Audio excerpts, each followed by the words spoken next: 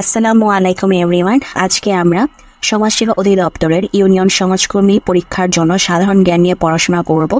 আপনাদের জন্য আমাদের এই চ্যানেলে এভাবে পড়ে দেওয়া হচ্ছে যাতে করে আপনারা শুনেই মুখস্থ করে নিতে পারেন। আশা করছি যারা নতুন এসেছেন তারা সবাই চ্যানেলটিকে সাবস্ক্রাইব করবেন। প্রিভিয়াস ভিডিও আছে আমাদের চ্যানেলে। আমাদের এই সমাজসেবা অধিদপ্তরের ইউনিয়ন সমাজকর্মী পরীক্ষার জন্য বিভিন্ন সাবজেক্ট বেসড ভিডিও দেওয়া হচ্ছে। আপনারা সেই ভিডিওগুলো দেখে পড়াগুলো পড়তে পারেন এবং সামনে যত ভিডিও আপলোড হবে সেগুলো দেখেও পড়াগুলো পড়বেন। তো চলুন এখন আমরা আমাদের আজকের পড়া শুরু করি। মাইক্রোসফটের প্রথম প্রোগ্রাম কোনটি? MS-DOS। মাইক্রোসফটের প্রথম প্রোগ্রাম কোনটি? MS-DOS। মাইক্রোসফটের প্রথম প্রোগ্রাম কোনটি? MS-DOS। ডেঙ্গু রোগ ছড়ায় অ্যাডিস অ্যাজিপ্টি মশা। ডেঙ্গু রোগ ছড়ায় অ্যাডিস অ্যাজিপ্টি মশা। ডেঙ্গু রোগ ছড়ায় অ্যাডিস অ্যাজিপ্টি মশা। স্টিফেন হকিং একজন বিজ্ঞানী। স্টিফেন হকিং একজন পদার্থবিজ্ঞানী। স্টিফেন হকিং একজন পদার্থবিজ্ঞানী। প্রাকৃতিক গ্যাসের প্রধান উপাদান মিথেন গ্যাস। প্রাকৃতিক গ্যাসের প্রধান উপাদান মিথেন গ্যাস। প্রাকৃতিক গ্যাসের প্রধান উপাদান মিথেন গ্যাস। নবায়নযোগ্য শক্তির উৎস হচ্ছে সমুদ্রের ঢেউ। নবায়নযোগ্য শক্তির উৎস সমুদ্রের ঢেউ। নবায়নযোগ্য শক্তির উৎস সমুদ্রের ঢেউ। ক্যান্সার চিকিৎসায় কোন বিকিরণ ব্যবহার করা হয়?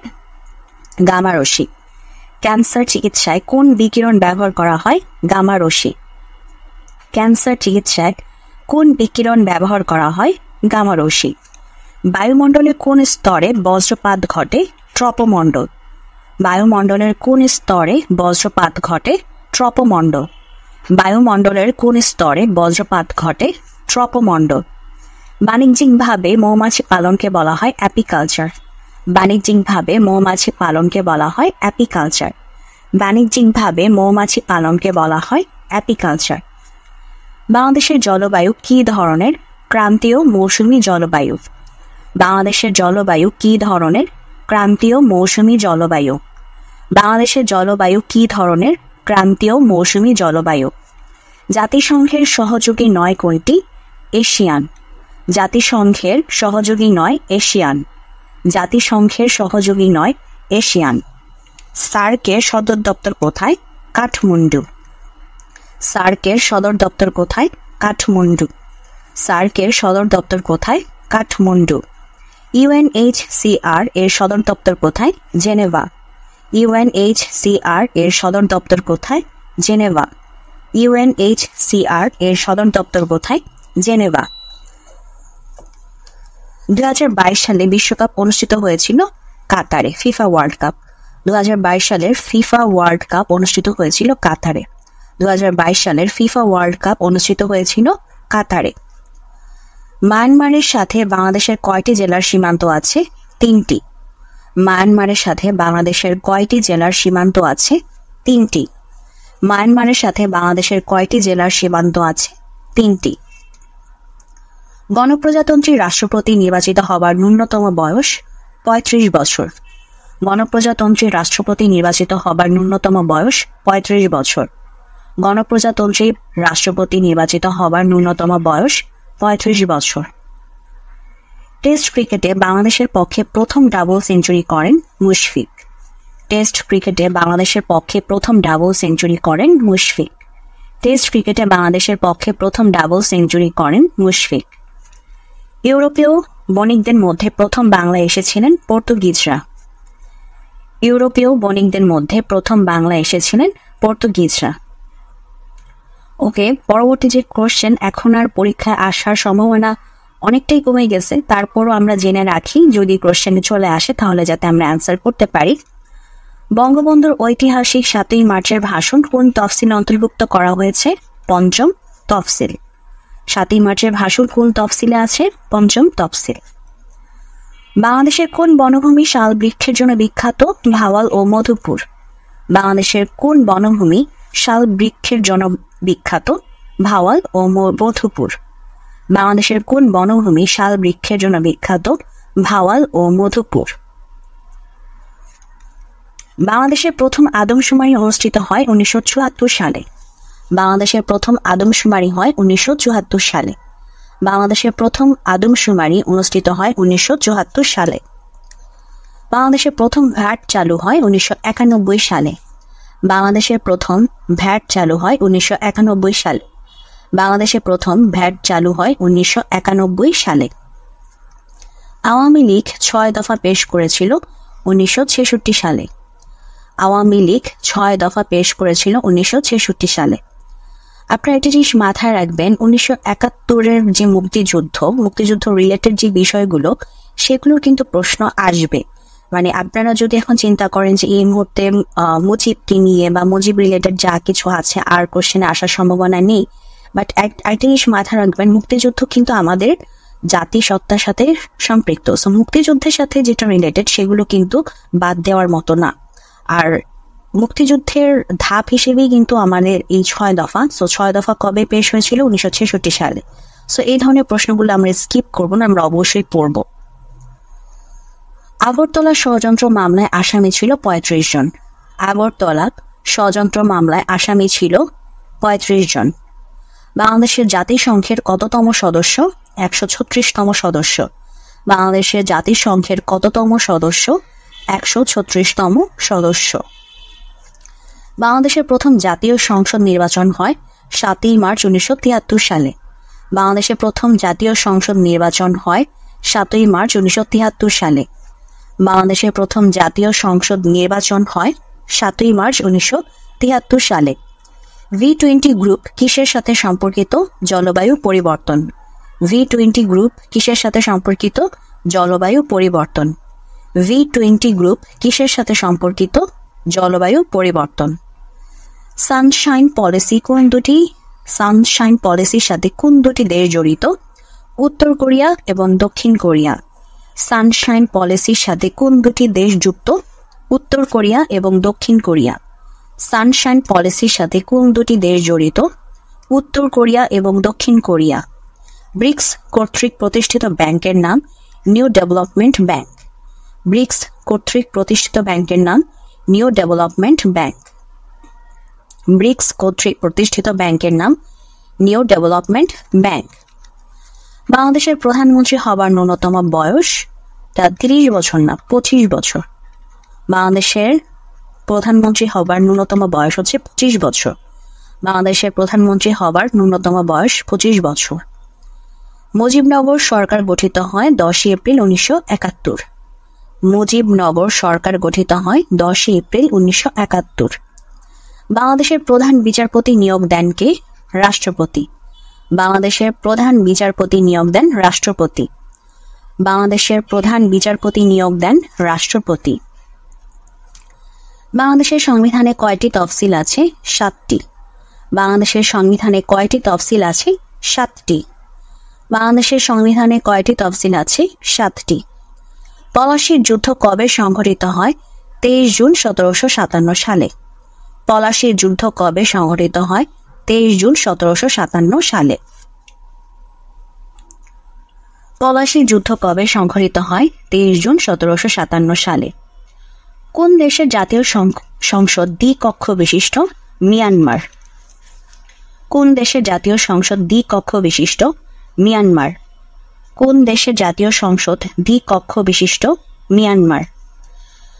মুক্তিযুদ্ধের সময় নো কমান্ড সেক্টর ছিল 10 নং সেক্টর। মুক্তিযুদ্ধের সময় নো কমান্ড সেক্টর ছিল 10 নং সেক্টর। বাংলাদেশের পদ্মা সেতু কোথায় অবস্থিত? মাওয়া, মুন্সিগঞ্জ, শরীয়তপুর। বাংলাদেশের পদ্মা সেতু কোথায় অবস্থিত? মাওয়া, মুন্সিগঞ্জ থেকে শরীয়তপুর। বাংলাদেশের পদ্মা সেতু কোথায় অবস্থিত?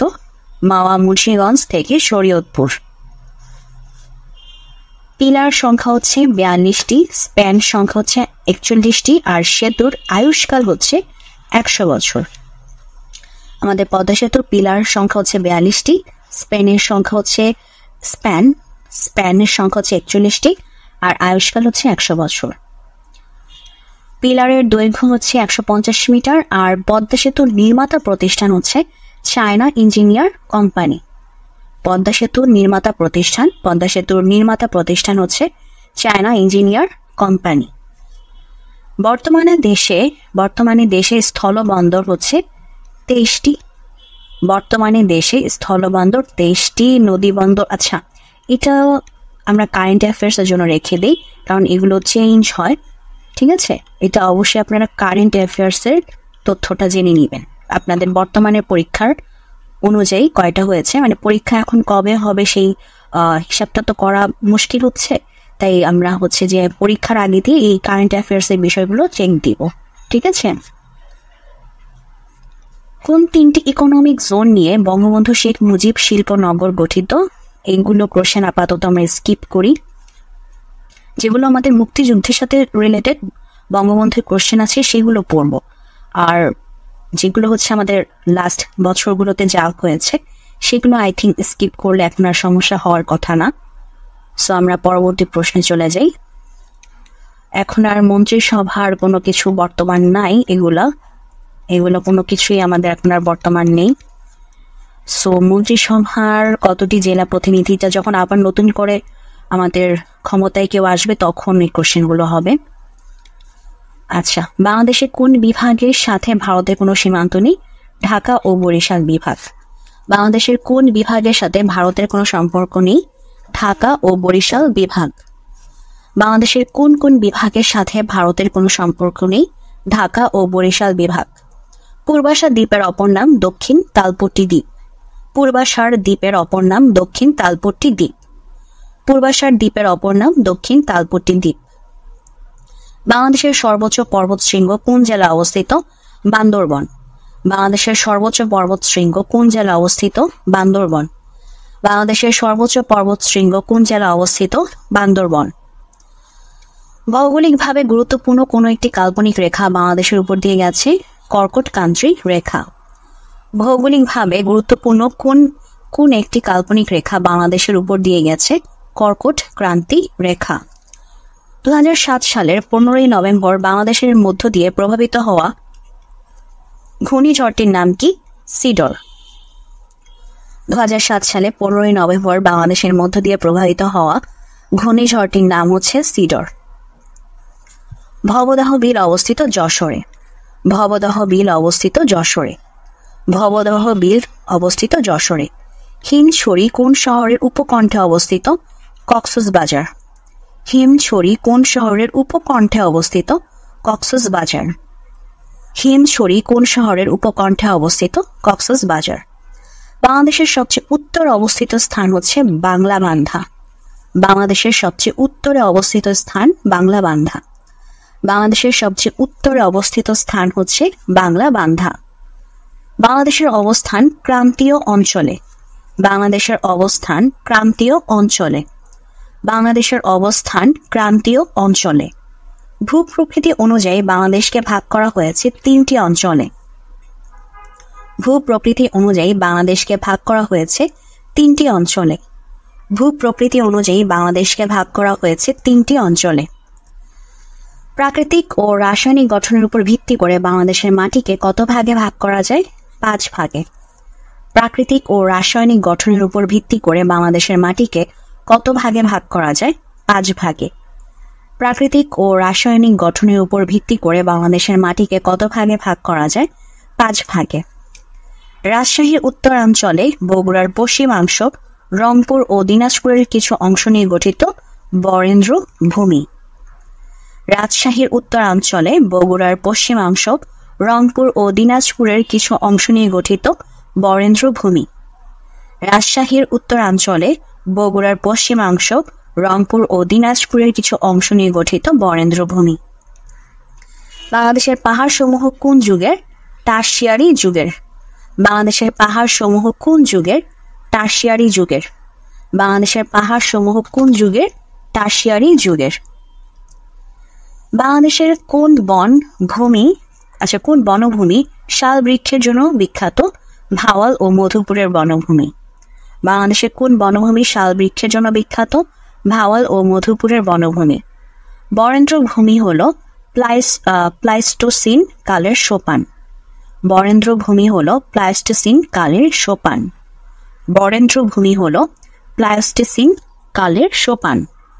সমুদ্র সমতল হতে দিনাজপুর জেলার গড় উচ্চতা 37.50 মিটার। ময়মনসিংহ ও টাঙ্গাইল জেলার উঁচু ভূমিকে বলে মধুপুরের গড়। ময়মনসিংহ ও টাঙ্গাইল জেলার উঁচু ভূমিকে বলে মধুপুরের গড়।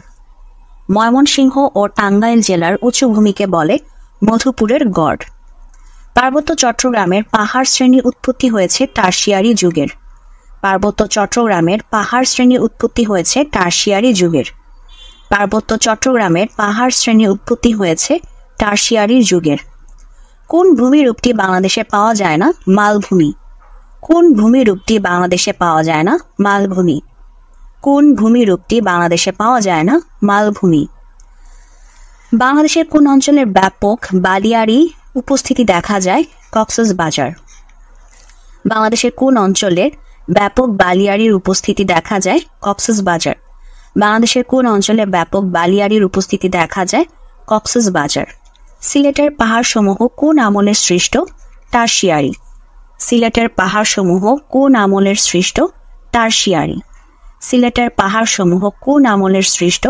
টারশিয়ারি। বাংলাদেশের সর্বদক্ষিণের ইউনিয়ন হচ্ছে সেন্ট মার্টিন। বাংলাদেশের সর্বদক্ষিণের ইউনিয়ন সেন্ট মার্টিন। বাংলাদেশের সর্বদক্ষিণের ইউনিয়ন সেন্ট মার্টিন। বাংলাদেশের সর্ববৃহৎ দ্বীপ ভোলা। বাংলাদেশের সর্ববৃহৎ দ্বীপ হচ্ছে ভোলা।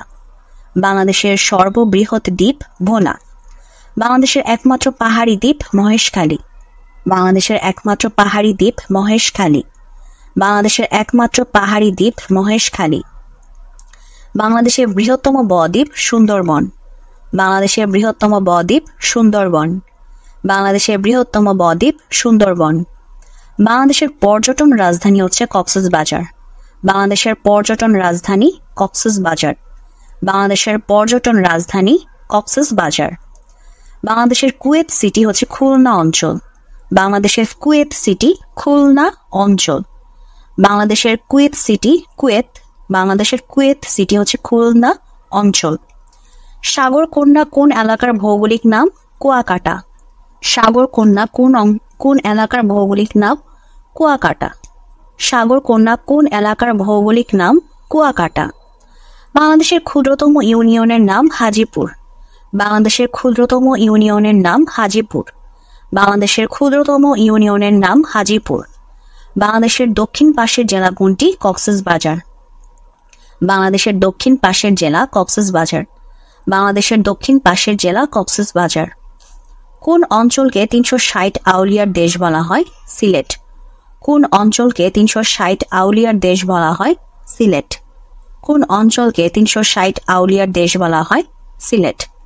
মিয়ানমার বাংলাদেশের কোন দিকে অবস্থিত? দক্ষিণ পূর্ব। মিয়ানমার বাংলাদেশের কোন দিকে অবস্থিত? দক্ষিণ পূর্ব।